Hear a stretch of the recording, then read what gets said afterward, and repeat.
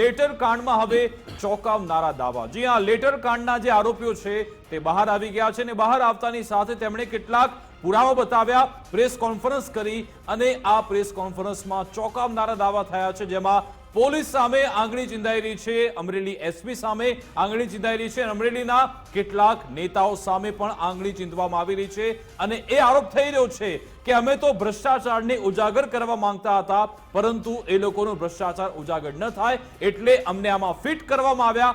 સાથે સાથે કેટલાક લોકોનું રાજકીય કરિયર પણ ફિટ થઈ જાય, રાજકીય કરિયર પણ ડામાડોળ થાય તે માટેના પ્રયત્ન આમાં થયા હતા।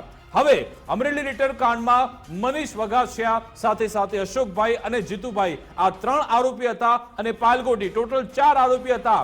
આ 3 આરોપી થોડા દિવસ પહેલા જેલમાંથી બહાર આવે છે અને જેલમાંથી બહાર આવતાની સાથે મીડિયાને એમ કહે છે કે થોડી રાહ જુઓ, અમે પ્રેસ કોન્ફરન્સ કરવાના છીએ અને ગઈકાલે તેમણે પ્રેસ કોન્ફરન્સ કરી। પ્રેસ કોન્ફરન્સના સાથે તેમણે ગંભીર આક્ષેપ એ કર્યા છે કે આ લેટર સાચો છે।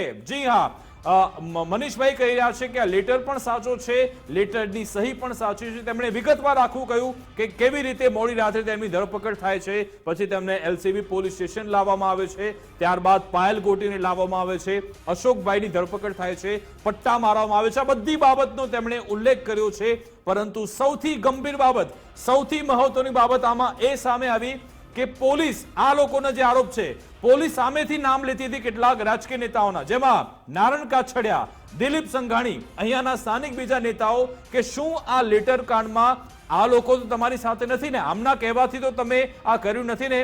પરંતુ મનીષભાઈ એમ કહ્યું કે મેં કોઈના નામ લીધા નથી, પરંતુ પોલીસની ઈચ્છા એવી હતી કે ભાઈ તમે દિલીપભાઈનું નામ લો, નારણભાઈનું નામ લો। આ ખૂબ જ સંગીન આરોપ છે અને એટલે જ આપણે પ્રતિક્રિયા લેવાનો પણ પ્રયાસ કરીશું જો આમાંથી કોઈ પણ નેતા આપણી સાથે જોડાય। પણ જ્યારે જેલની બહાર આવ્યા અને એમણે મીડિયા સમક્ષ નિવેદન આપ્યું અને ત્યાર પછી એમણે કહ્યું હતું કે બાકીની વાત અમે પ્રેસ કોન્ફરન્સના માધ્યમથી કરીશું। એમાં જો કદાચ સૌથી વધારે અંડરલાઈન કરવા જેવી વાત હોય તો આ બાબત છે કે એમણે એવું કહ્યું કે પોલીસે એવું પૂછ્યું, આ 3 જે આરોપી છે જે બહાર આવ્યા, જેમણે પ્રેસ કોન્ફરન્સ કરી, હું એમની વાત કરી રહ્યો છું, મનીષ વઘાસિયા, અશોક માંગરોળિયા અને જીતુ ખાતરા, આ 3 વ્યક્તિએ જ્યારે પ્રેસ કોન્ફરન્સ કરી ત્યારે એમણે કહ્યું કે પોલીસ દ્વારા એવું પૂછવામાં આવ્યું કે આખો જે લેટર કાંડ થયો, શું એમાં દિલીપ સંઘાણીનું કોઈ ઇન્વોલ્વમેન્ટ હતું, શું નારણ કાછડિયાનું કોઈ ઇન્વોલ્વમેન્ટ હતું? આ પ્રકારના સવાલો એમને પૂછાયા છે। આ ખૂબ જ ગંભીર બાબત છે। અત્યાર સુધીની સૌથી મોટી અંડરલાઈન કરવા જેવી બાબત હોય તો આ છે।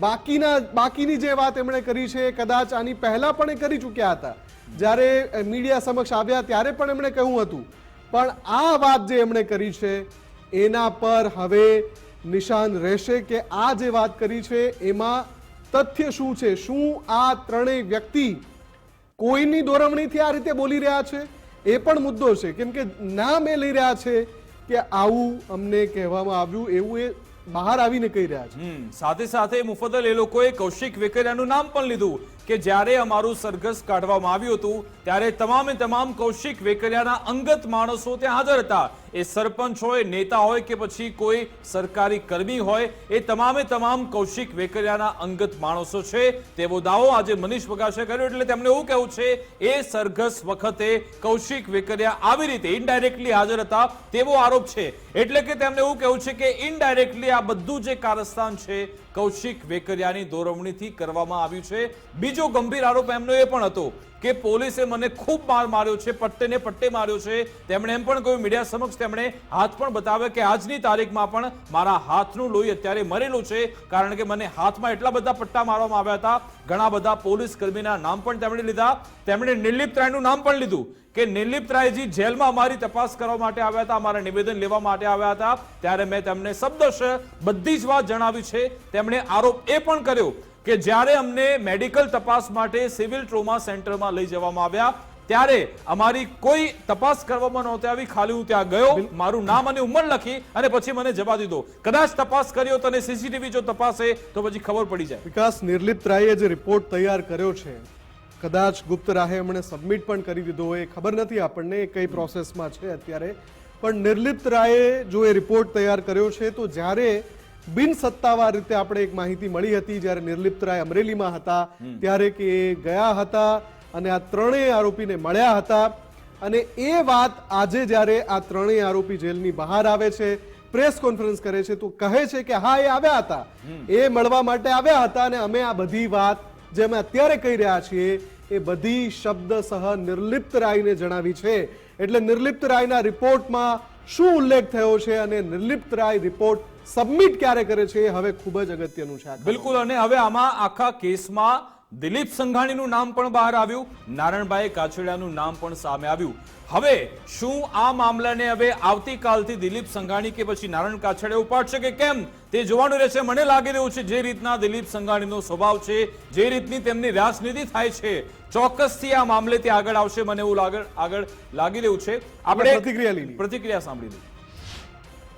6 થી રાતના 11 વાગ્યા સુધી એલસીબી ઓફિસે રહ્યા છે અને એક પછી એકને અંદર બોલાવ્યા અમને અને મને તો પહેલી વાર જ પૂછપરછ કરી. એમાં પહેલું જ મારવામાં આવ્યો અંદર અને કીધું કે ભાઈ કોણ આમાં નારાયણભાઈ કાછડિયા છે.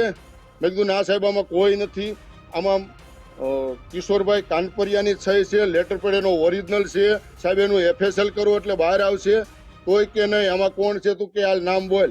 ત્યાર પછી એક નામ દિલીપભાઈ સંઘાણીનું નામ, અશ્વિનભાઈ સાવલિયાનું નામ, મુકેશભાઈ સંઘાણી, સુરેશભાઈ શેખવા, આટલા નામ લઈને મને એવું કીધું કે દબાણ એટલું બધું કર્યું અને મારે એટલો માર્યો અને હાથની હથેળીઓ આમ રાખીને હાથ પડી જાય તો પાછળથી સિદ્ધરાજસિંહ ગોહિલામાં પટ્ટા મારતા હતા, એમબી ગોહિલ અને વરજાન કરીને હતા. આ ત્રણેય હજી આમાં લોહી મરેલું છે હાથમાં. આગળના સમયમાં ભ્રષ્ટાચાર થયો તો મેં 2021માં ફરિયાદ કરેલી છે. આ એના તાલુકા પંચાયતના રિપોર્ટ છે, તાલુકા પંચાયતે તપાસ કરેલી છે. ત્યાર પછી વધુ તપાસ અર્થે કુકાવ તાલુકા પંચાયતને કામ આપ્યું છે. કુકાવ ટીડીઓ આની તપાસ કરેલી છે. કુકાવ ટીડીઓ સાહેબને ગત 31 તારીખે જસવંતગઢમાં તપાસ કરવા આવવાની હતી. 29 તારીખથી તાલુકા તલાટીને રજા ઉપર મૂકી દેવામાં આવ્યા છે.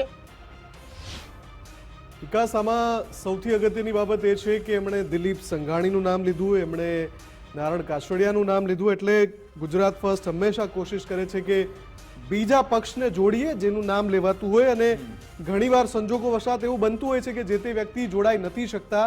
દિલીપ સંઘાણીનો જો કે મેસેજ અમને મળી ગયો છે, જે પીસીઆર સાથે એમની મૌખિક વાતચીત થઈ, એમણે કહ્યું કે હા, આ મુદ્દા પર હું જરૂરથી બોલીશ, ડંકાની ચોટ પર બોલીશ. એટલે કે દિલીપ સંઘાણી હવે જ્યારે મેદાનમાં આવે છે ત્યારે કયા ધડાકા કરે છે ખૂબ જ મહત્વનું છે. કેમ કે એમણે કહ્યું છે કે આ લોકોએ આરોપ કર્યા છે અને હું રાહ જોઈ રહ્યો છું, પણ હું ચોક્કસથી બોલીશ. એટલે કે એક ચોક્કસ સમય સાથે હવે અમરેલીમાં ખૂબ મોટા તડાકા ભડાકા થવાના છે. કેમ કે દિલીપ સંઘાણીએ કહી દીધું છે કે હા, હું બોલવાનો છું. દિલીપ સંઘાણી એમ પણ કહ્યું કે મારે પોલીસના નિવેદનની રાહ છે, કારણ કે આ લોકોએ પોલીસ સામે આક્ષેપ લગાવ્યા છે.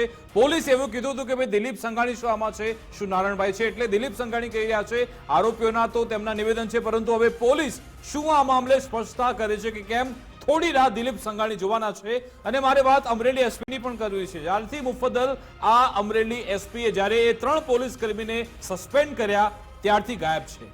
એક પણ સ્ટેટમેન્ટ તે નથી આપતા અને બધા સવાલોના ઘેરામાં અમરેલી એસપી પહેલા સમયથી છે. કોંગ્રેસ સતત તેમના પર સવાલ ઉઠાવી રહી છે કે આમાં મુખ્ય આરોપી તો અમરેલી એસપી છે. તેમના કહેવા અનુસાર એ નાના કર્મીઓએ આ બધી કાર્યવાહી કરી છે, તેમને સસ્પેન્ડ કરવા જોઈએ. પરંતુ અમરેલી એસપી હવે આ મામલે સામે આવવું પડશે, કારણ કે સીધી જ પોલીસ સામે આંગળી ચીંધાઈ રહી છે. પોલીસ પર ગંભીર આક્ષેપ થઈ રહ્યા છે. એ ગંભીર આક્ષેપનો જવાબ અમરેલી પોલીસે આપવો પડશે કે શું પોલીસે સામે ચાલીને આ લોકોને તેમના મોઢામાં ફિટ કરવામાં આવ્યું હતું કે ભાઈ તમે દિલીપ સંઘાણીનું નામ લો, તમે નારણભાઈનું નામ લો. બીજો આક્ષેપ એ પણ છે કે આ લોકોને મારવામાં આવ્યો, ગંભીર રીતે મારવામાં આવ્યો છે. મનીષભાઈ તેવો આક્ષેપ કર્યો છે.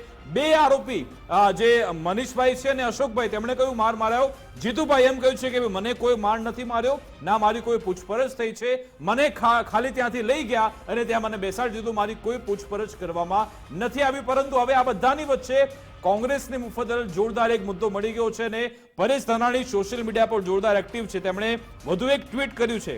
પરેશ ધાનાણી લખી રહ્યા છે કે પડદા પાછળનો ખેલ, ભલે સ્થાનિક આગેવાનની આંગળીએ જિલ્લા ભાજપનું પ્રમુખ પદ મેળવાય છે, સીધા પ્રદેશ પ્રમુખનું પાકીટ ઉપાડ્યું, એટલે આ બધી વાતો હવે જોરદાર કોંગ્રેસ ઉપાડી રહ્યું છે. આજે કદાચ પ્રતાપ દુધાત કોઈ વાતચીત કરવાના હતા, પરંતુ તેમણે એ ટાળ્યું છે, કારણ કે એ પણ હવે વેટ એન્ડ વોચમાં છે. તેમને ખબર પડી ગઈ છે કે દિલીપ સંઘાણીએ હવે આમાં મોરચો ઉપાડ્યો છે. પત્તું કોણ ખોલે છે એના ઉપર હા. નજર છે. પણ અમરેલી લેટર કાંડનો આખો જે મુદ્દો છે, વિવાદ છે, એ પૂરો નથી થઈ રહ્યો, એ શરૂ થઈ રહ્યો છે. કેમ કે અને હજુ આમાં ઘણા બધા પત્તા ખુલવાના બાકી છે, ઘણા બધા પ્રકરણ ખુલવાના બાકી છે, ને કદાચ મને લાગે છે કે શરૂઆત દિલીપભાઈ જ્યારે બોલશે ત્યાંથી થશે. બિલકુલ. અને 5 ફેબ્રુઆરી સુધીનો સમય છે ડીજીપી પાસે, કારણ કે માનવ અધિકાર આયોગે તેમને જે નોટિસ મોકલી કે તમારી પાસે 2 સપ્તાહનો સમય છે, અમને રિપોર્ટ આપી દો કે આખા કેસમાં આખરે થયું છે શું. 2 સપ્તાહનો સમય 5 ફેબ્રુઆરી સુધીમાં પૂર્ણ થાય છે. એટલે મને લાગે છે કે આવનારા જે 5 દિવસ છે, 5 થી 6 દિવસ, તેમાં અમરેલીમાં કોઈ મોટા ધડાકા, મોટું કોઈ ઘટસ્ફોટ, મોટો ખુલાસો થાય તેવું લાગી રહ્યું છે. કારણ કે આવનારા 6 થી 7 દિવસમાં કદાચ રિપોર્ટ બહાર આવશે, ને પછી દૂધનું દૂધ અને પાણીનું પાણી થઈ શકે છે. કારણ કે એસએમસીના વડા નિર્લિપ્ત રાયજીને આ તપાસનો રિપોર્ટ તૈયાર કરવા કહેવામાં આવ્યું. તો જોવાનું રહેશે હવે એ રિપોર્ટમાં શું આવે છે. દિલીપ સંઘાણી કઈ રીતે મોરચો હાથમાં લે છે, કોંગ્રેસ કઈ રીતે આ મુદ્દાને ઉછાળે છે, અને સાથે સાથે ન્યાયતંત્ર પણ શું કરે છે, પોલીસ શું નિવેદન આપે છે, તેના બધા પર આપણી નજર રહેશે. અમારી વિશેષ રજૂઆત મુદ્દાની વાત અંતર્ગત બસ આટલું જ. આપ જોતા રહો ગુજરાત ફર્સ્ટ ન્યૂઝ. નમસ્કાર.